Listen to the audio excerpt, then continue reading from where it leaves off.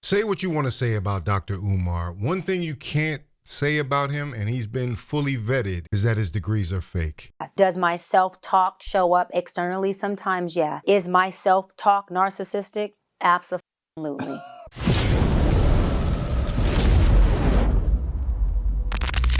Unfortunately, this Cheyenne thing keeps going, and yet still there's no proof. But Dr. Umar is interesting because he actually told us exactly what was going on here with her before he then reversed himself and tried to give a political answer more recently. But let's take a listen to what he said on Nick Cannon's podcast. I want to go back to the good Dr. Umar Johnson was saying. I believe that Dr. Cheyenne Bryant is quite possibly the same personality type as Nick Cannon and Cam Newton. I believe that all three of you are serial monogamous with narcissistic tendencies. So to address the first question, which was, do I believe that I have some narcissistic traits in my low functioning behavior? Absolutely. There it is.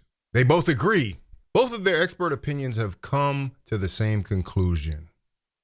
Traits in my low functioning behavior. Absolutely. For me to be able to emasculate that man and he's just loving on me, he's never disempowered me. This man wasn't cheating or beating on me. He was there all day. Do you struggle with the same things that I struggle with? Self-importance. Not at this level. Do I have a high level of self-love and self-value? Yes. Can my confidence be on steroids sometimes because that's the way I inspire me? Yeah. Does my self-talk show up externally sometimes? Yeah. Is my self-talk narcissistic? Absolutely. So, yeah, she just basically admitted it. Her self-talk, which she calls it, which means talking to yourself, is narcissistic. And people have been saying this the whole time. For legal reasons, and I'm not a doctor, I don't usually put a diagnosis on a problem. But when two professionals, Dr. Umar, right here, admits that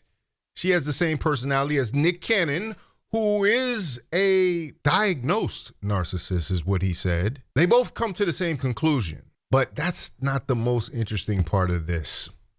Because I think this is an implication of Dr. Cheyenne Bryant's followers. Yeah, the Doc Squad, as she refers to them. They have enabled her to a point that even now, throughout this ordeal, this multiple week ordeal now, we're going on book tour / crash out, they're still trying to put the blame on someone else. Guess who they're trying to blame? Men. They're trying to blame men for Dr. Cheyenne's success. Cheyenne Bryant strategically went on black men's podcasts who have known issues with sexual discipline. Right. Because she's a masterful seducer, okay? A lot of people are talking about her credentials, but not enough people are talking about this. How do we even know who she is? Because somebody put her behind a podcast mic and gave her a platform. Their platform. Access to their millions of viewers, okay? Shall I go down the list? Shannon Sharp, Cam Newton, Paul Pierce, Nick Cannon, great entertainers, no doubt. I'm not knocking their credentials in their appropriate arenas, but I am knocking for them for never asking. I know Corey Holcomb asked, okay? Right. But Corey Holcomb calls every woman a bitch. So okay. See, you can't even give Corey Holcomb credit that he was right on this, like 100% right. And he was screaming it from the mountaintops. Now he just hates women. That's why his opinion isn't to be taken seriously. That's crazy. But all these other guys are to blame now for Dr. Cheyenne Bryant, even though there were women that were cheering Dr. Cheyenne on. Why? Because they finally got to say what they wanted to say about men that they desire, that have money, that are in these positions. And it's always about the podcast mics. Well, there was one podcast mic in particular, this one, that was actually calling her out the whole time. You could look at the files. I put together a playlist of the Cheyenne Bryant saga. Link in the description. Okay, asked, okay? But Corey Holcomb calls every woman a bitch. So we didn't really pay too much attention to him when he said that she wasn't a doctor. The bigger conversation outside of credentials and licensure, okay, and what that means for Black people and how hard it is for us to be taken serious when we in fact do have these things, okay? The bigger conversation is, why as a community are we this gullible? We? And it's not just... Hold on, we? You speaking a lot of French right now. I think we actually called her out and you all told us to shut up, sit down and shut up. Kind of what you're doing right now to Corey Holcomb. Honestly, this is a symptom of a larger problem because you all don't listen to what Black men have to say. And Black men have been right about so many things, even things that you now currently think they're wrong about. They're still right about it.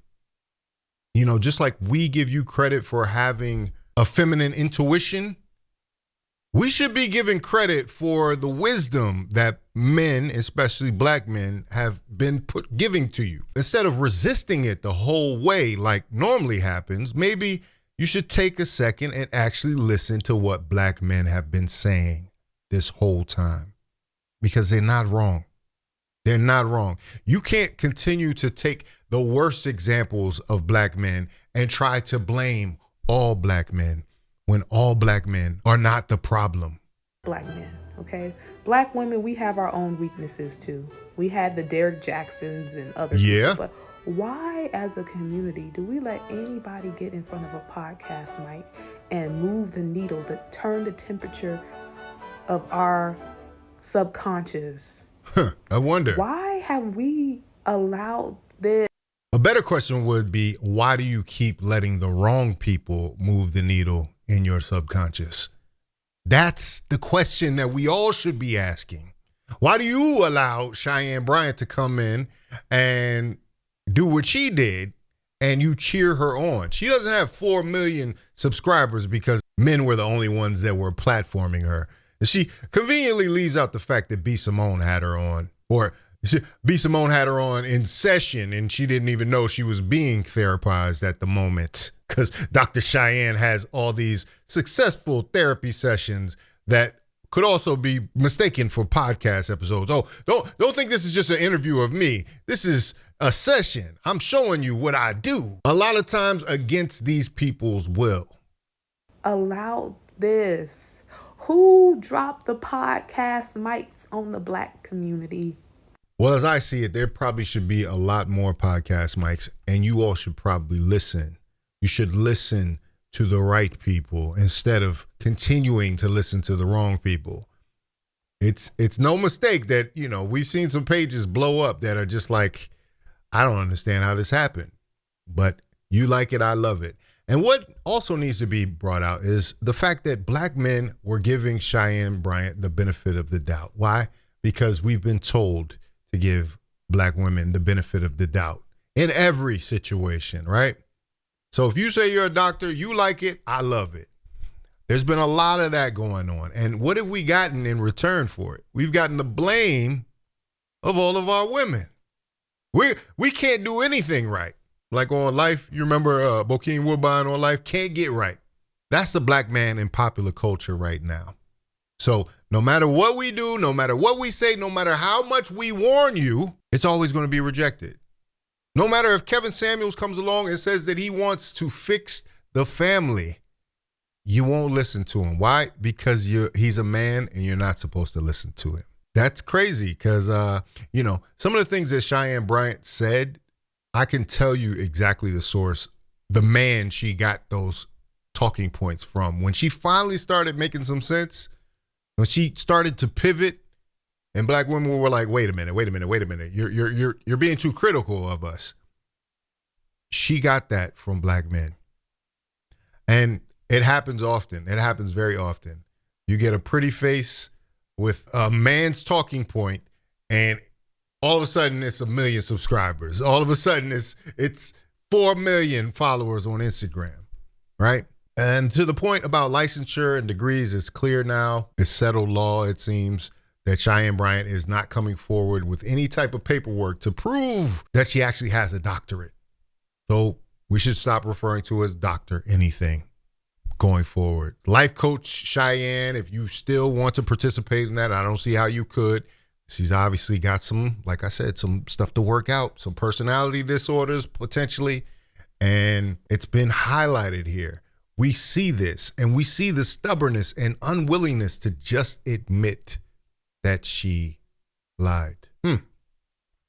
And a lot of people say she's got a trademark on her name, and that's why she can be called Dr. Cheyenne Bryant. Well, let's just say that doesn't help when you're actually out here calling yourself a psychologist. So I've been in private practice as a doctor of psychology for 17 years.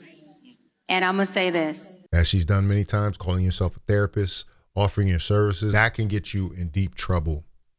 And so for all the people that are out here saying, oh, y'all just tearing down, y'all just tearing her down, why don't y'all talk about Dr. Phil? Dr. Phil actually has the degrees to back it up, and they're verifiable. What about Dr. Oz? Dr. Oz is actually a medical doctor. What about Iyanla Vanzant? She had enough time to talk to Iyanla Vanzant for her to understand that this was a bad idea. Iyanla Vanzant never called herself a doctor, but she does. She actually has a law degree.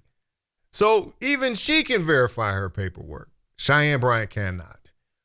I think right now, this is my proposal as my producer brain is working now. There should be a Iyanla Fix My Life episode for Cheyenne Bryant. She needs an intervention right now. And I've been saying this for a long time. Where are her friends? Her real friends that really care about her? Not the doc squad who is going to enable her. But where are the people that really care about this woman? Because she's out here making some very bad decisions. Where are the people that love this woman? Especially if she does have some type of personality disorder or some type of mental illness. Like, that's what we need to be talking about here. But she is an example of how even when you dead wrong, you can still always blame it on black men. You can still always say somebody else did it. And then we're just supposed to take it. You know, that's crazy. Anyway, let me know what you think about it in the comments. If you like this video, like, comment, subscribe, hit the bell notification for all uploads. If you want to watch more, please watch one of these videos down below. Make sure you sign up for the Faucette Media Patreon. The link is in the description. And as always, please hype this video. This is Faucette Media.